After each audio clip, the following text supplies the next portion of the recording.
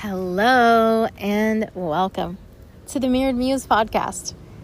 This is a sanctuary for the soul and a spark for the revolutionary spirit, where our truth is always reflected, our radiance remembered, and our spirit set free. I'm your host, Whitney Amber, and together we'll journey into the depths of what it means to awaken, embody, and expand as the muse of our own life. Through soulful storytelling, raw reflections, guided practices, and revolutionary conversations, this podcast is here to truly meet you in your own becoming. So, let's take a deep breath, soften our edges. It's time to step into the mirror. This is your invitation to rise. Okay, friends. Oh my God.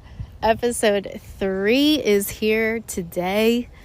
It is the full moon in Sagittarius, which I totally bombed in the prior episode. Guys, what is time? I have no concept of time whatsoever since I've been traveling in different time zones and this and that. So the fact that I screwed up referencing the full moon, which is definitely in Sagittarius. I said it was in Cancer. I'm sorry. I was still stuck in the new moon of Cancer that happened a couple weeks ago. So, and I have so many Cancers in my life right now who have birthdays coming up. I've got Cancer on the brain. Okay. So deep apologies, but it is the Sagittarius full moon today. And wow, we have a lot to talk about. So much has unfolded just in the last 24 hours, and I want to kind of continue the conversation from episode 2 and this reintroduction of self. And in order to reintroduce myself, there are previous versions of me, of Whitney, that have existed. Some of those I reference in episode 2, and today I want to talk about a couple more that maybe are most recent versions of myself that I've had to let go. Okay, in the spirit of releasing, which we do on full moons, I'm going to chat through some more versions of Whitney that have existed, and there is a release that we will end on with these versions. So, all right, we chatted through versions of Whitney that have existed, the religious version, which inevitably created a rigid version, the married version, the divorced version, the twin version. Oh my God, which that one's not going to go away. I can't, nor would I ever want to release that version of myself because I love being a twin and I freaking love my twin sister. So that one's going to stay. That one will always remain. But today I want to talk about Nashville. We're going to pick up with Nashville version of Whitney.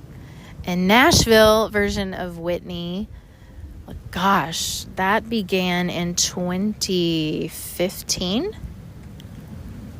I was still married at the time, and we relocate to Nashville, and the whole spirit behind the move and who I inevitably became in Nashville was this version of Whitney that existed who needed to prove herself, who, yes, well, the part of the intention was to become more authentic. It quickly became this version of achieve, grind, prove to everyone around you but you that you can make it. Because very quickly after moving to Nashville is when the divorce process began, and I had made that decision. And so with that release of the relationship and very, very difficult, complex decision, and ultimately brand new beginning from ground zero.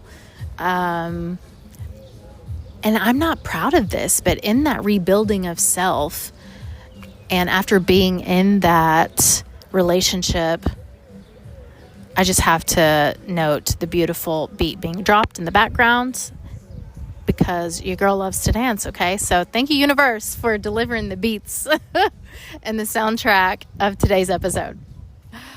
Okay, so in rebuilding this new version of myself that would exist in Nashville and live there for 8.5 years,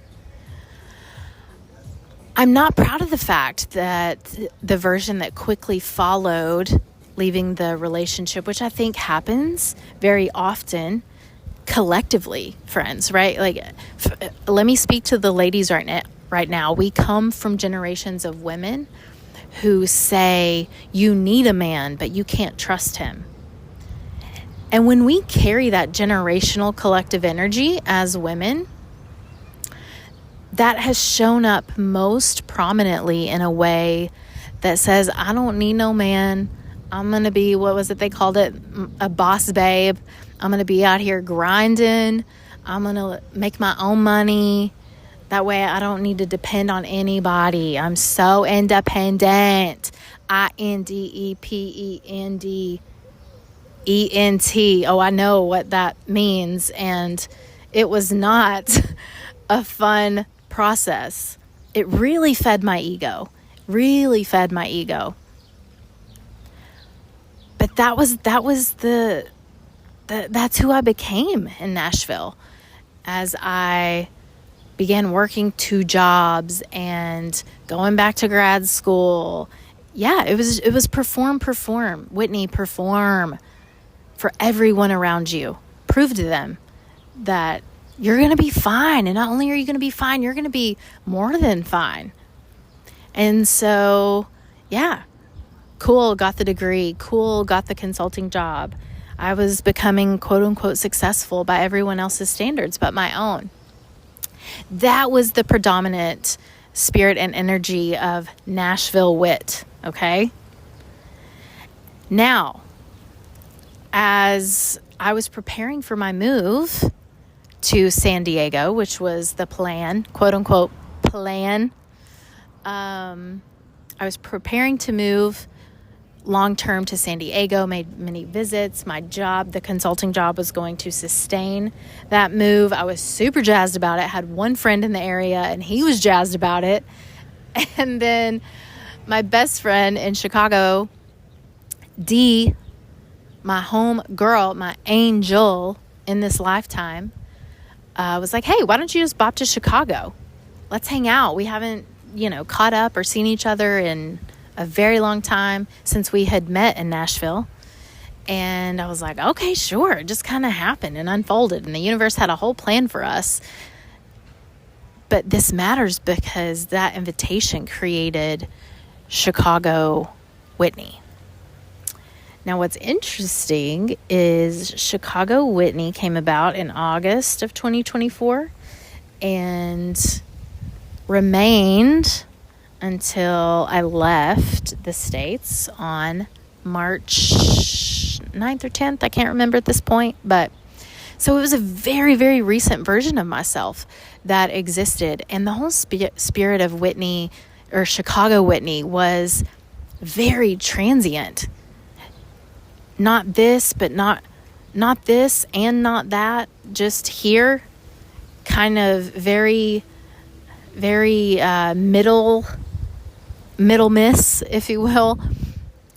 I was no longer in Nashville, which is where I had lived for the longest amount of time in my life, and not quite to San Diego yet. I started as consultant Whitney, but then, I'm not her anymore either.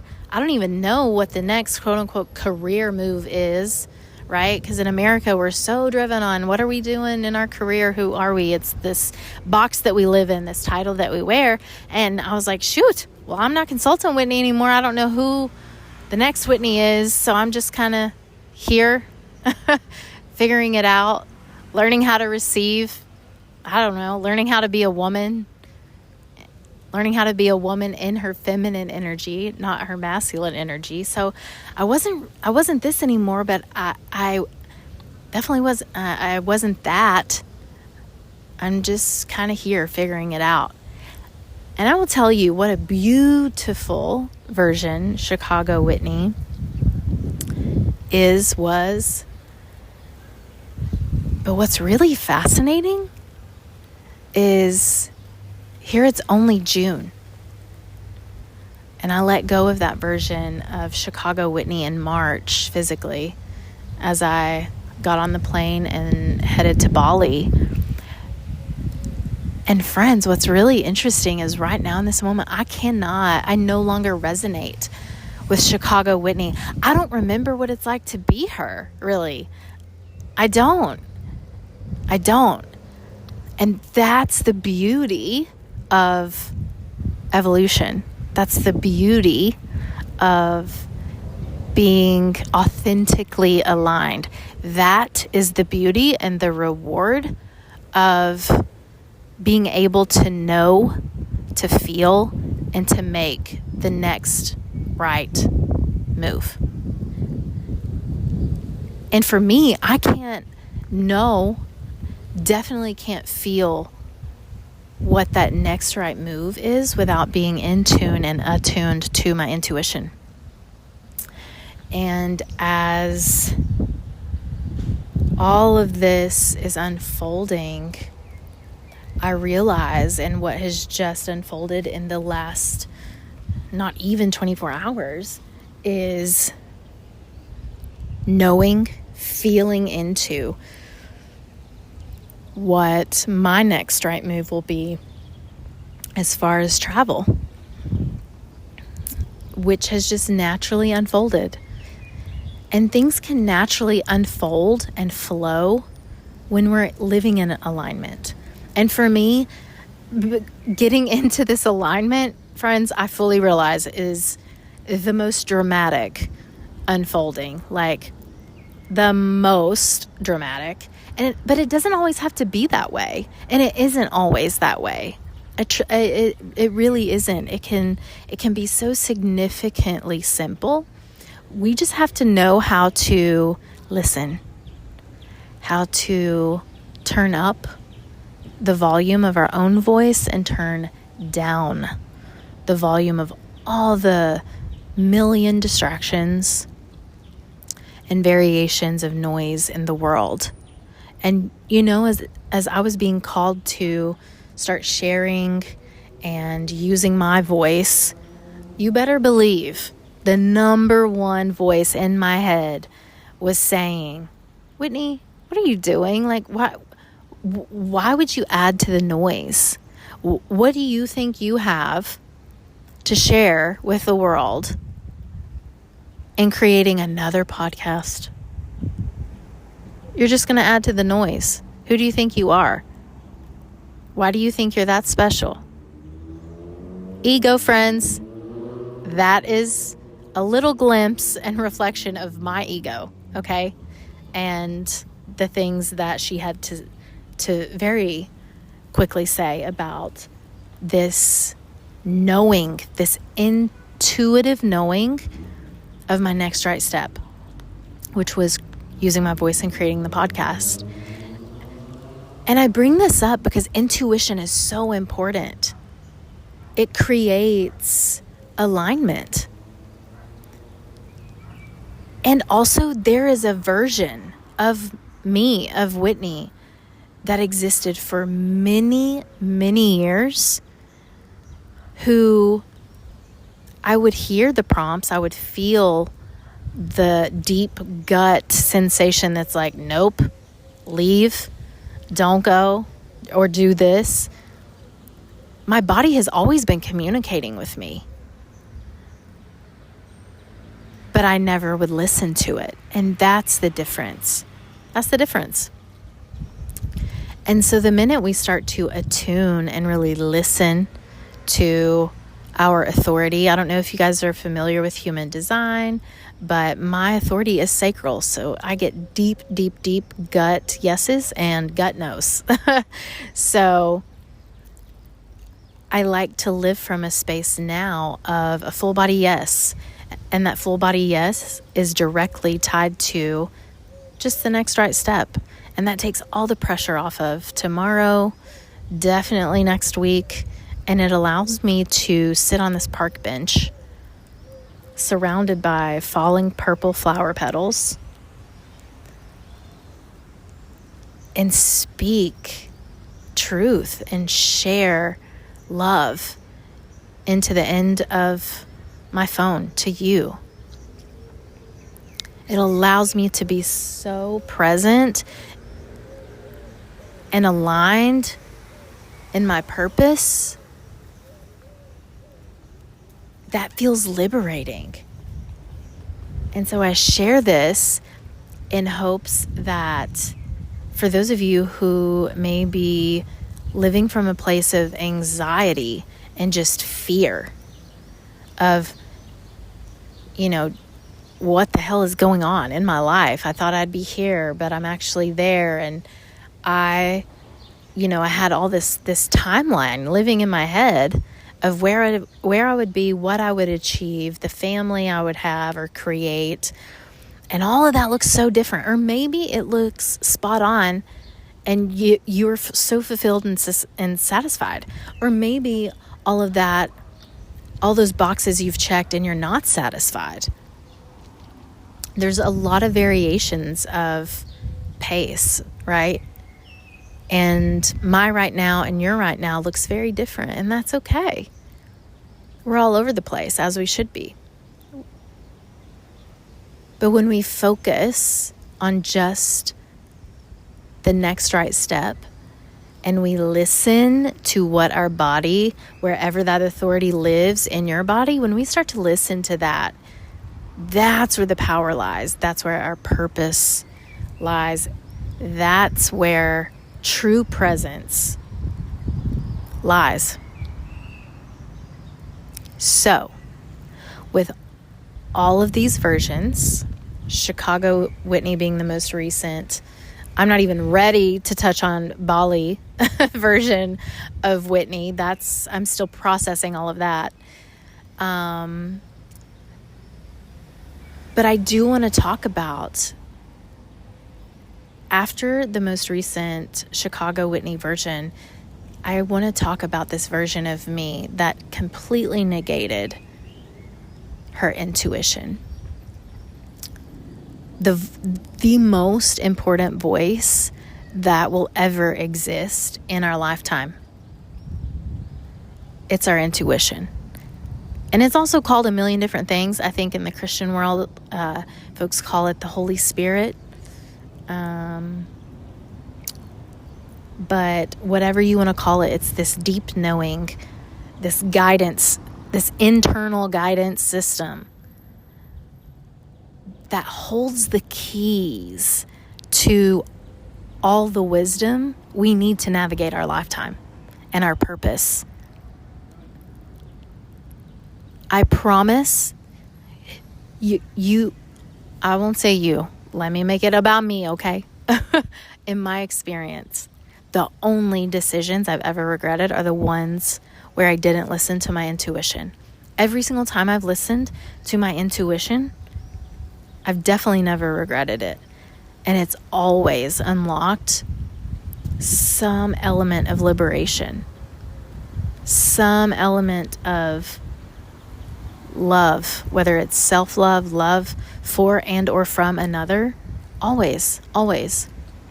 And so I want to speak to maybe the versions of you listening who maybe haven't tapped into intuition, or maybe you feel those prompts like I did for so many years and you're ignoring them. You're not listening to them. And as a result, maybe not feeling aligned, maybe feeling the anxiety, feeling the fear, because that's when it comes, is when we don't listen to the wisdom that lives within us. Because just as a reminder, source, divine truth, it's within us. It is not outside of us. It is not an external source. It is within. And some of the most dangerous experiences and scary experiences of my life have existed precisely when I was prompt more than once from my intuition, and I actively chose not to listen to it. So this version of ourselves, friends, I've released her. I've released her a while back. And in the spirit of release on this full moon in Sagittarius, I invite you to identify first the voice of your intuition. What is she, what is he trying to communicate to you?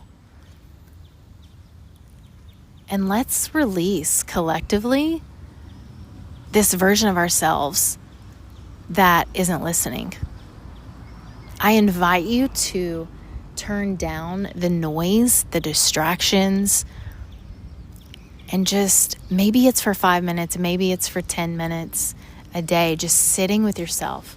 Maybe it's just sitting there, closing your eyes, resting a hand over your heart space or over your tummy. Maybe just laying flat on the ground for 5 minutes and tuning in. Whatever that looks like, I invite you to do that. Because our intuition is calling us into a more expansive version of ourselves. And as someone who is living that version, that expansive, liberated version, most authentic version of myself, oh, friends, it's worth it. It's worth every prompt.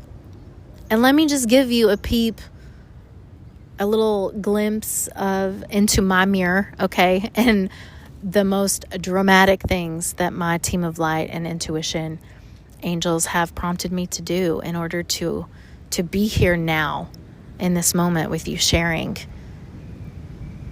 And that is, just in the last few days, it was very clear a couple next right moves.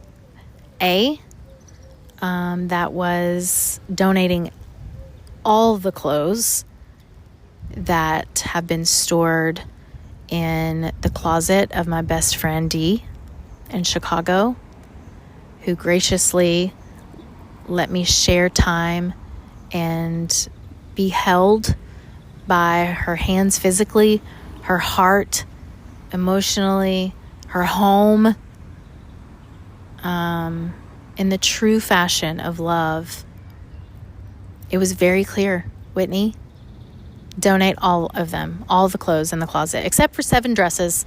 I know, oddly specific. I'm a specific manifester, so I'm not surprised by that. But you can also find out what type of manifester you are by checking your human design, if you're not familiar. But yeah, it was very clear. So I sent the text. I knew it was coming. I knew it was coming. And I was like, Dee, friend, it's clear. The green light has been given. All the clothes in the closet must go. Except for these 7 dresses, which she thankfully kept for me. So I donated all of those clothes. And guess what? They all loved on, held, made all these different versions of Whitney look so cute. But in realizing that I no longer resonate with Chicago Whitney, in the thought actually of receiving those clothes, whether it was me going back to the States and putting them on, or having them shipped to me wherever I'm at in the world and putting them on, I couldn't see myself putting them on. I couldn't feel what it felt like to wear them because it just didn't resonate. My body feels new. Everything about this version of me feels new. So it was like, okay, cool, got it. And so much love and gratitude for Dee, who was like, yeah, got it, on it. All right, sister, I'm gonna donate them. I'm gonna take them in shifts. And she let me know when they had been donated. And it was very clear they had to be donated. They had to be gifted back into the world so that they could hold and clothe and add beauty to some other woman's life. So that was step one. Step two was releasing the car that I have had for 11 years that I briefly mentioned in the previous episode. Guys, this car has held me for 11, almost 12 years.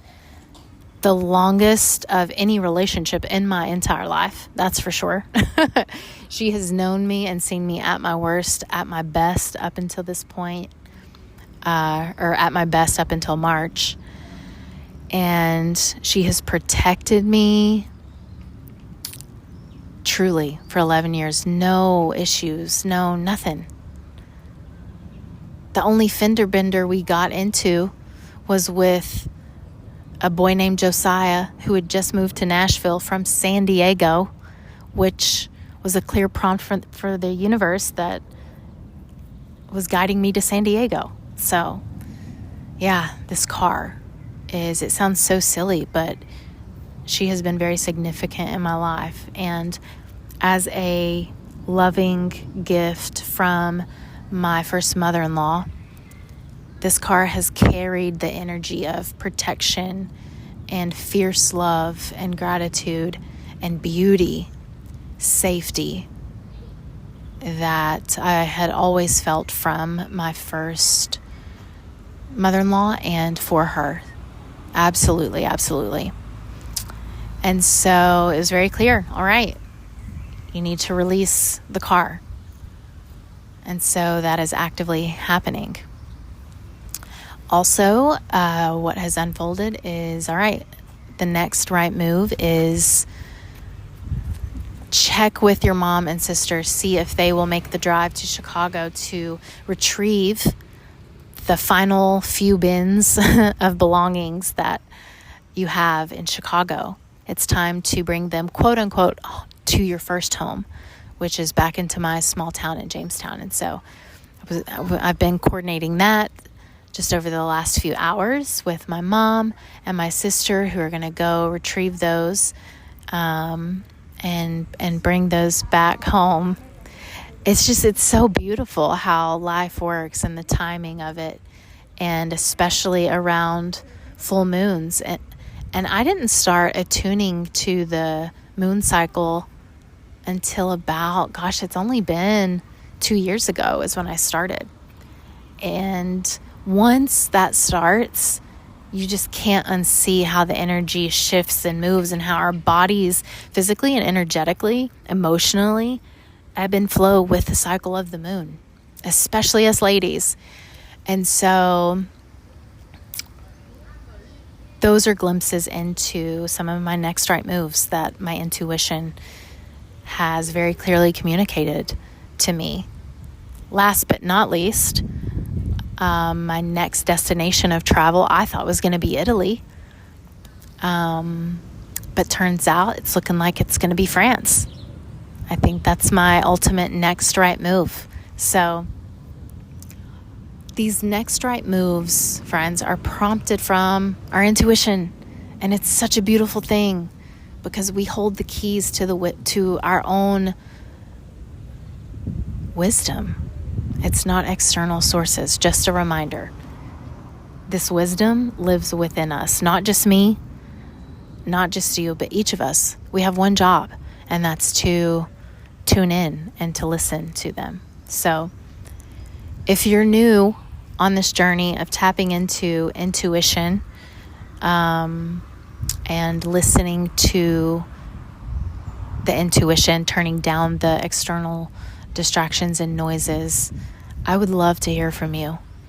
I am actively starting to build offerings that help women do just this, and not just listening to our intuition, but once we start listening to that voice, it begins to shift and move energy in our lives and lead us back to ourselves and that place of alignment.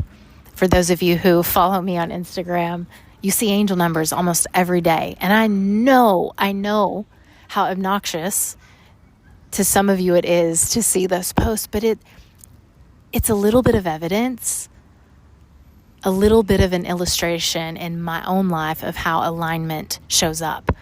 My angels talk to me most predominantly via angel numbers and music, and it's my favorite thing about my life. It really is. And so yours more than likely will look different. I'd be surprised if you don't see some angel numbers here and there, but who knows what that alignment illustration looks like.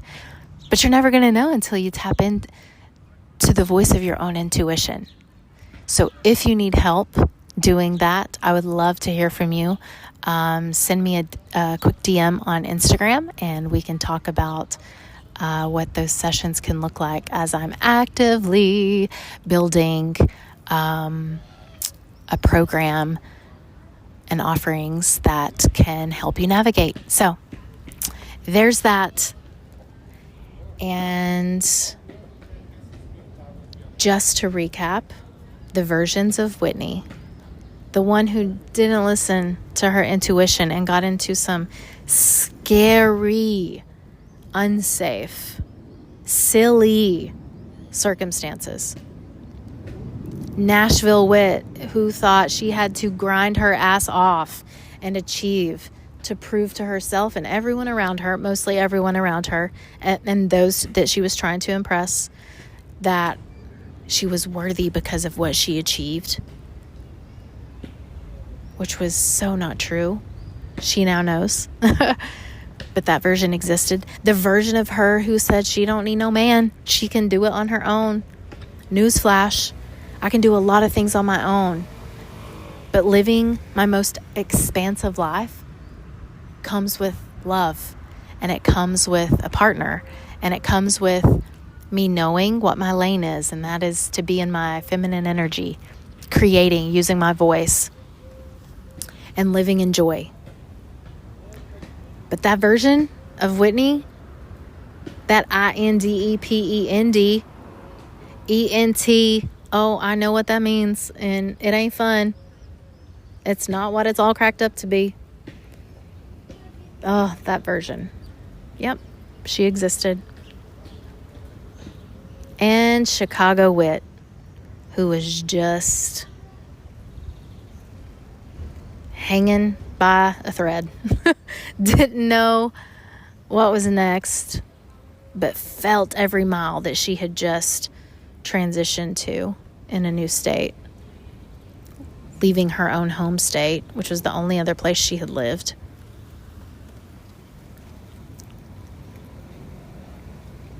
Chicago wit knew something bigger was on the horizon, and she had no idea how she was going to get there. She definitely didn't know it was going to put her in Spain today. Did not know that. I love that version. I love Chicago Whitney. But you know what I really love? I love that I no longer resonate with her. And I love that I'm sitting on this park bench right now, actively planning my next right move, which is in a whole different country. This is what alignment looks like, friends. And this is what that silver lining, that gold pot at the end of the rainbow, that's what this is.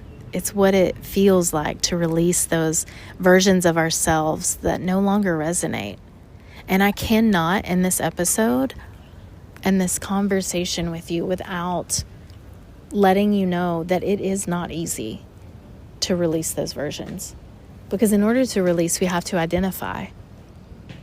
And I haven't even spoke about all to the full extent of the versions of Whitney that have existed up until now. But what I can tell you is they've been released physically, emotionally, energetically, spiritually. 100%. And that release began in Chicago. the minute we arrived, Dee and I, because she was so graciously loving and kind to fly to Nashville, help me pack all my stuff, and drive together to Chicago. The minute I landed in her house, I physically laid on her ground. And what I didn't know then that I know now is that began this death process of all of the years, experiences, and versions of Whitney that existed before getting to Chicago. That was the moment that the initiation process began. And also what I did not even know in March that I know now is the reason Bali was calling me so deeply for 2 years is because the death process, the releasing, the letting go of all those versions of me that existed required me to journey to Bali to fully, physically let those go, to fully energetically let those go. When I tell you there are moments in Bali, and I did the purification ceremonies, I did cord cutting ceremonies, a ton of meditative practices for release. But there were times at the place that I stayed while I was in Bali on the balcony where my team of light called me to the balcony to specifically energetically release different experiences and versions of myself. So friends, now I get why a lot of people choose not to do this work. I get it. It is not sexy. It is not fun most of the time. Physically, it hurts. Emotionally, it's exhausting. And it requires you to shed tears. It requires you to purge in many different ways.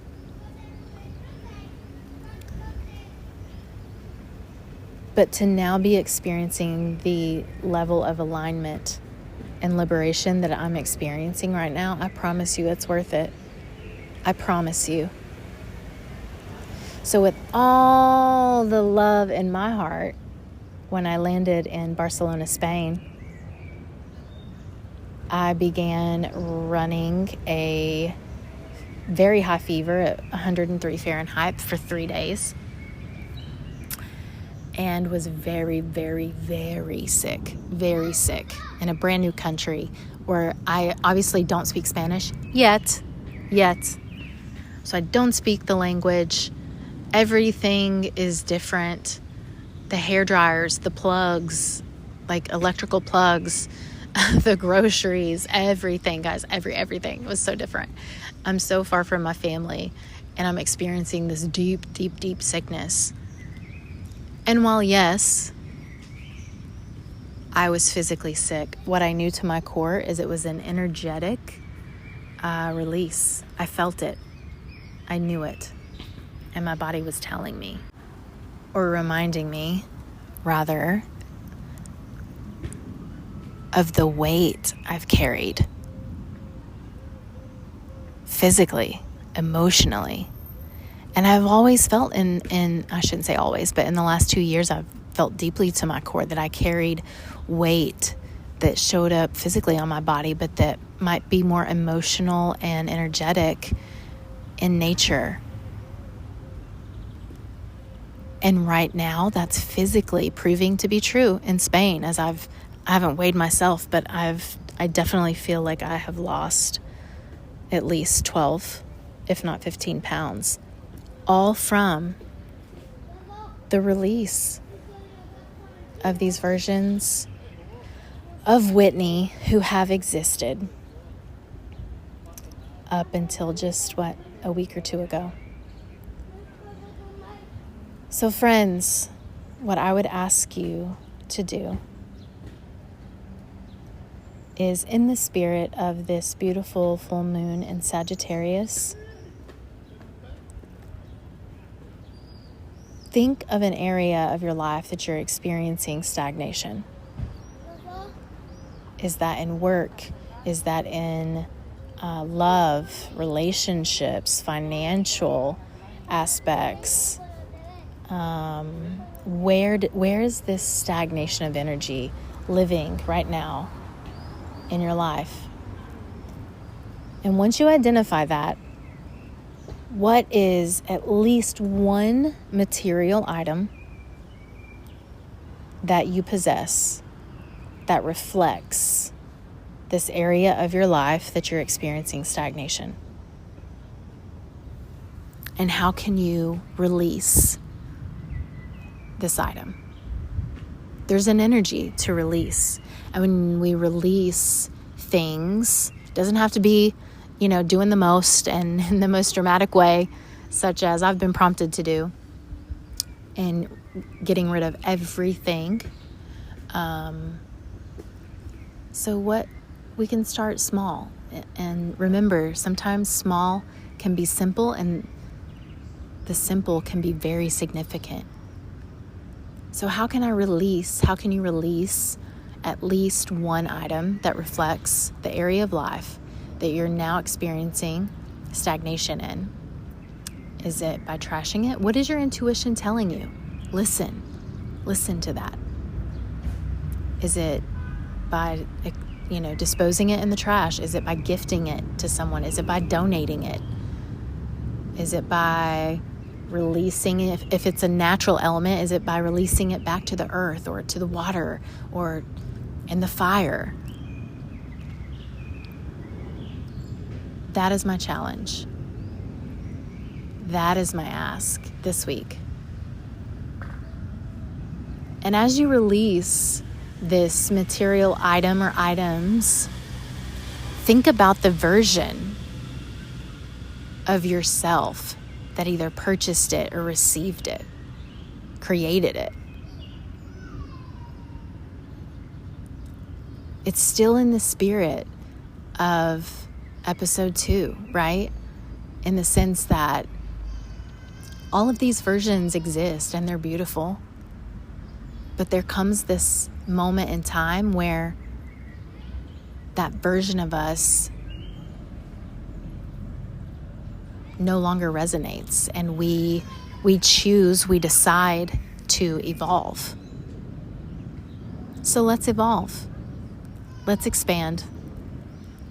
Let's embody liberation. Let's live. Friends, let's live. All right. And with that challenge, we conclude today's episode of the Mirrored Muse podcast. So thank you so much again for trusting me with your time. It is the only currency that we do not receive more of, and that is time. Thank you for joining this moment, this mirror and movement of remembering. If this episode moved or sparked something within you, I would be so jazzed and honored if you'd share it, leave a review, post a comment. Let's start a conversation with our community. But most importantly, I would love if you would invite a friend into the conversation. For now, we are in the baby steps of creating the Instagram page for the Mirrored Muse podcast. The official launch is not until June 14th, which is just in 4 days. So I say that and ask that you be compassionate and kind towards us as we start building that page. But for now, you can find some reflections, a couple resources, and our community actively forming on our Instagram page at The Mirrored Muse. And until next time, friends, stay wild, stay soft, and never forget you are the Muse.